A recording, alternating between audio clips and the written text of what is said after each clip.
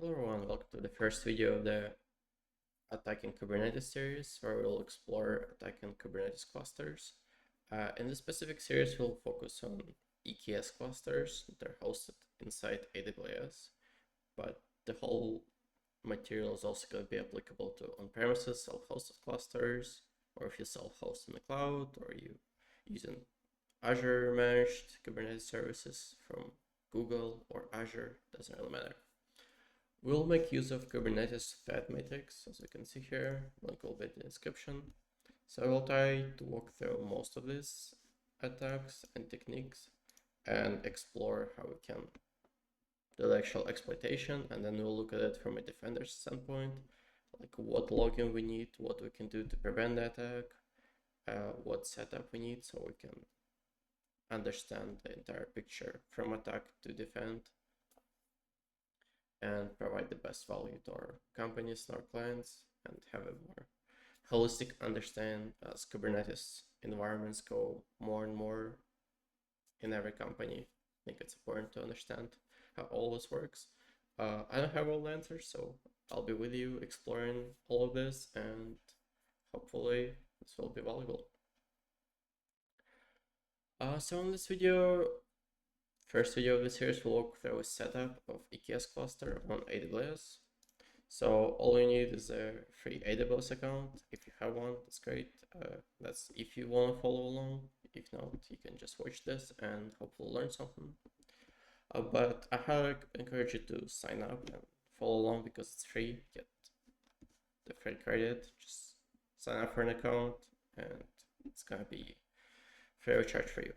But if you don't have a free account, it's going to depend on how you want to use this lab. You can essentially, if you want to keep it the entire month and just play around with it, it's going to cost you around $100. And you can also just spin it up when to follow the walkthrough and then spin it down. It's up to you.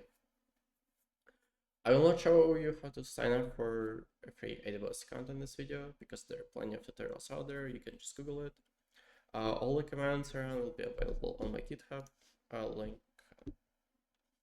I'll add the link in the description of this video so you can just copy and paste. It's very simple right now, just AWS CLI. So yeah, we'll just create two simple nodes running on EC2 instances.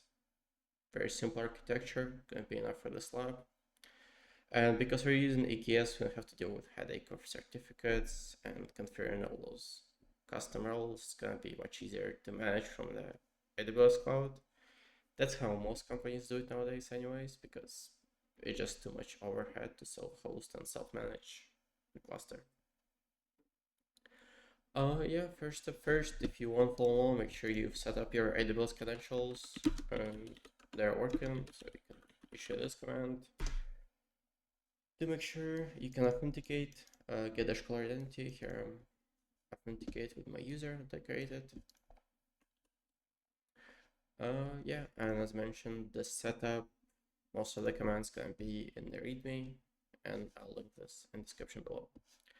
There are a few prerequisites. First, you'll need to install, obviously, AWS CLI. If you don't have that, I'll link this in the description below.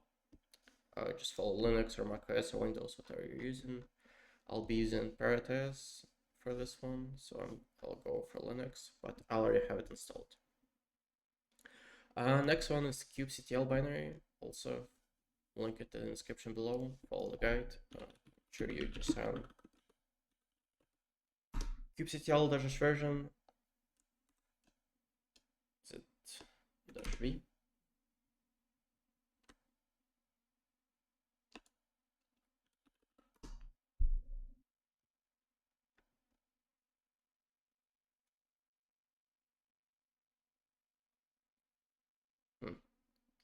Sure it was dash version.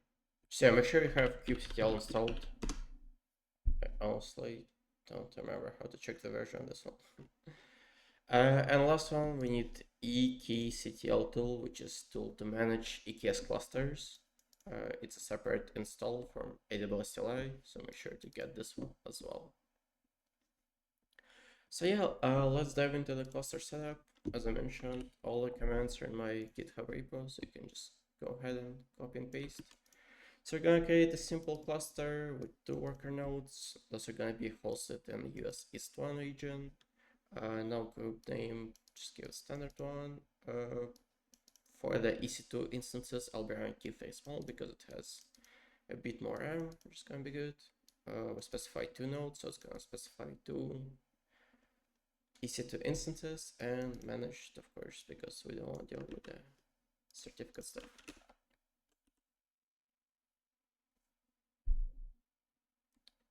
And let's hit enter.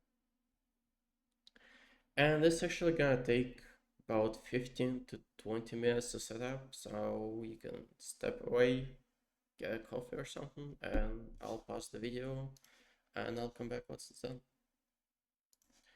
Okay, here we are. It took me about 10 to 15 minutes for it to be fully set up, so now we can see that EKS cluster, EKS Lab in US East 1 region is ready. So what does it tell us? We can actually go to the AWS console, look up EC2.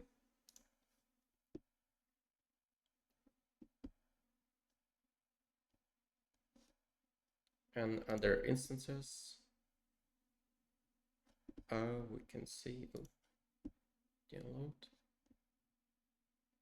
I should see 2 EC2 machines. They're part of the cluster now.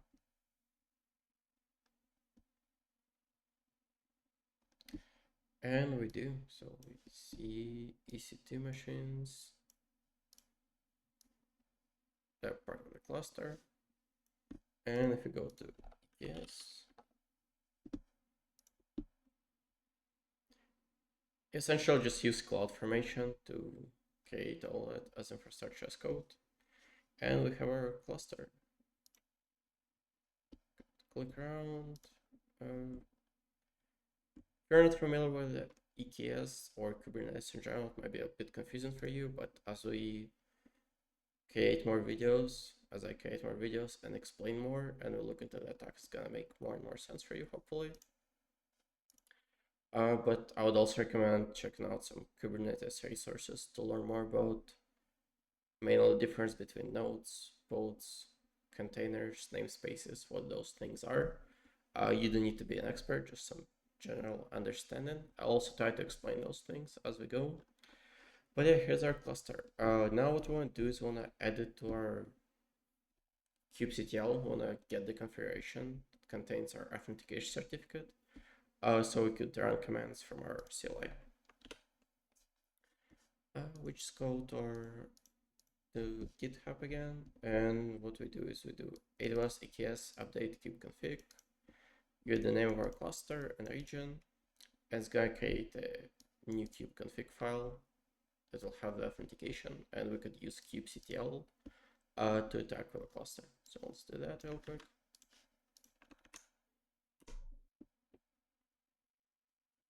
Alright, so with that new context we can use. Now we can use kubectl get nodes. And we can see our EC2 instances, which is very good. For list pods, we don't have any.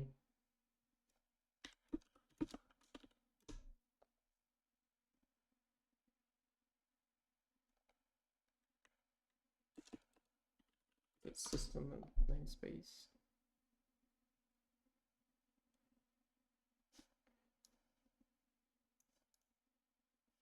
Yep, there are system pods actually.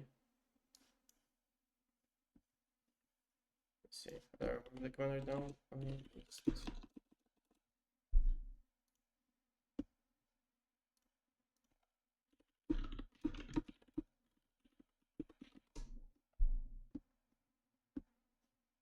Oh, it's dash capital A.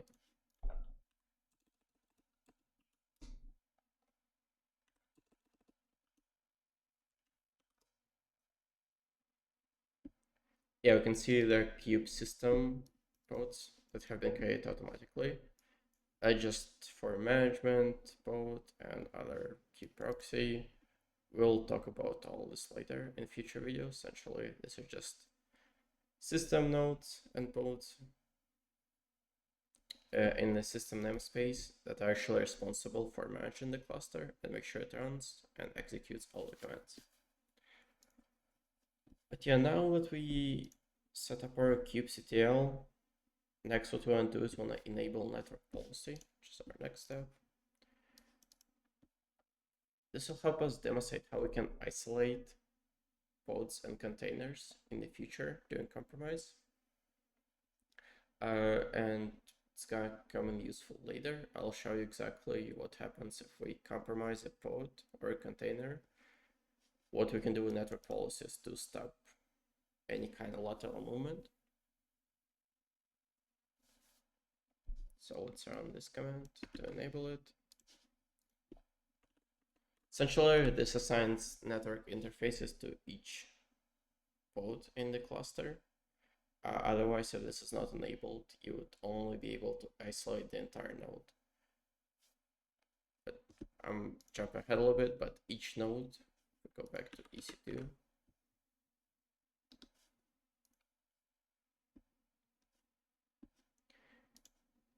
Again, node is just an EC2 instance, and each node can have multiple pods running on it. So you can, for example, have multiple applications on this EC2 instance node. And without that feature that we're going to enable, if you want to isolate a specific pod, you cannot do that. You would have to isolate the entire instance. So for example, let's say there are 2 applications running on this instance and one of them gets compromised. You wouldn't be able to isolate only one application. You would have to isolate the entire instance. And let's say you have a compromised application and a legitimate one. So it would isolate both and potentially disrupt some operations. And we don't want that. So that's why we're enabling this add-on to make sure we have network policy so we could isolate individual pods on the node. So let's run this. And yeah, this is now configured. So yeah, now we have bare cluster. In terms of cost, as I mentioned, the slab will be around $100 a month. So ideally, you just want to spin it up. When I release a new video with a new technique, test it out, follow along, and then delete the cluster. If you're in the free tier, you can just leave it in. Again, as mentioned, it's about $100. It's not going to be too much. You will not go over the limit. But what you can do is, if you want to keep it around to play around with it, you can set up a budget.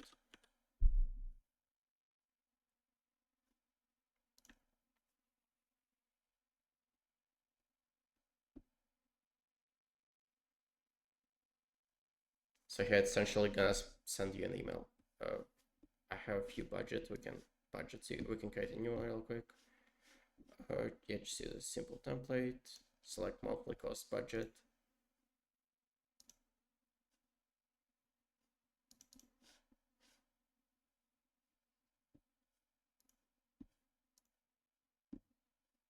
Specify like, I don't know, whatever you're comfortable with, $40. Enter your email. And it's gonna send you an alert if you're over $40, and you can know just to go ahead and delete the cluster. That's kind of the best practice. So, and if you want to delete it, there's also the command EKS delete cluster, and we just give the cluster name. And it's gonna tear down the whole infrastructure. So yeah, that's essentially it. Just simple EKS cluster setup. I'm working right now to use Terraform to do this, so there might be another video in the future. We'll set up all of our labs using Terraform instead of using AWS CLI, which would make it faster and cleaner and probably less configurations. But yeah, that's in the future. Right now, that's it for this video. Thank you for following along. Again, if you want to delete this cluster, just run this command.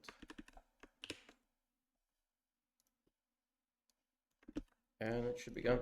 I'm gonna keep mine because I wanna play with it more and record future videos. Alright, thank you for watching. I'll see you next one. Bye.